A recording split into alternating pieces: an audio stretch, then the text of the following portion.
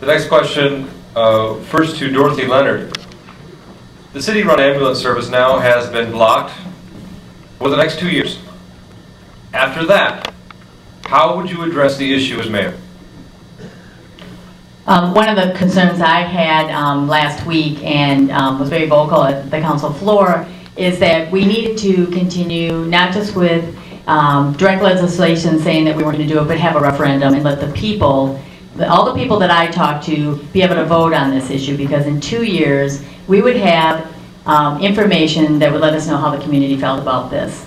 The council was never involved in this decision, and it's unfortunate because in the end, we spent the countless hours talking to all the people about it. It was never brought forward to us, and the facts weren't given to us in the very beginning, letting us make a decision that we wanted to go forward. This is part of what I believe in planning, having goals for the city. If we want to do something like this, it should be brought forward to all of us so that we can make a decision we want to do it.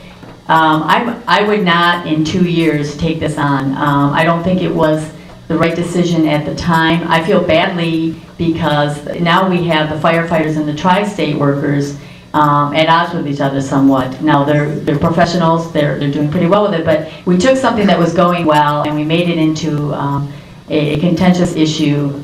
I wish we had the referendum. I wish we had the percentage of voters who did not want it, so that in 2 years it would be a clear message to the community which way to go.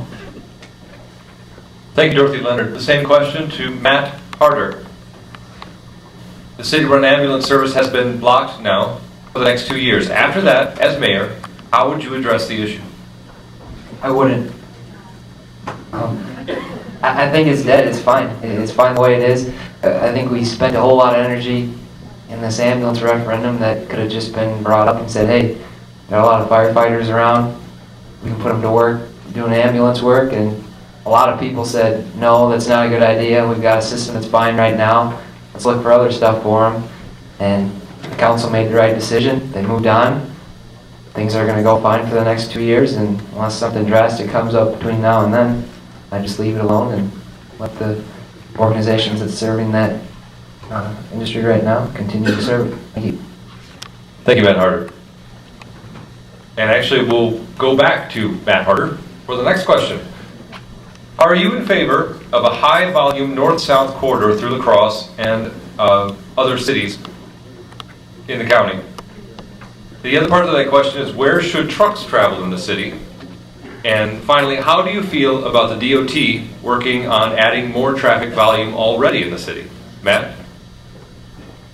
Well, I think it's definitely an issue that's going to need to be addressed in the future. Traffic right now on Highway 16 can get pretty rough, and right now I think we just need to continue what we're doing and look for opportunities when people bring them up. I think down the line we should be looking at getting a grant from the DOT for setting up a plan for that, because in the future, like I said, we're going to need to do something. Right now things are going just fine. It's nothing that I think needs to be placed on the front burner and we need to be exerting a lot of energy on, but we definitely need to keep it in mind that that's something in the future that we will have to address, and we'll just work from it from there. If anybody comes with any good ideas, we'll address it then, or when the need becomes greater, we'll exert more energy into addressing it, but for now, I think things are fine. Should trucks be limited to somewhere in the city right now? That was the other part of the question. We do have truck routes right now. There are certain streets that are off limits to trucks. Right. If you see the trucks with the signs up that have the red circle and the extra room, our trucks abide by those. But definitely, yes, I think we should have designated truck routes, just because most trucks put a beating on the road, and that's a good thing to designate them in certain areas because some people don't want them around. Thank you, Matt Harter.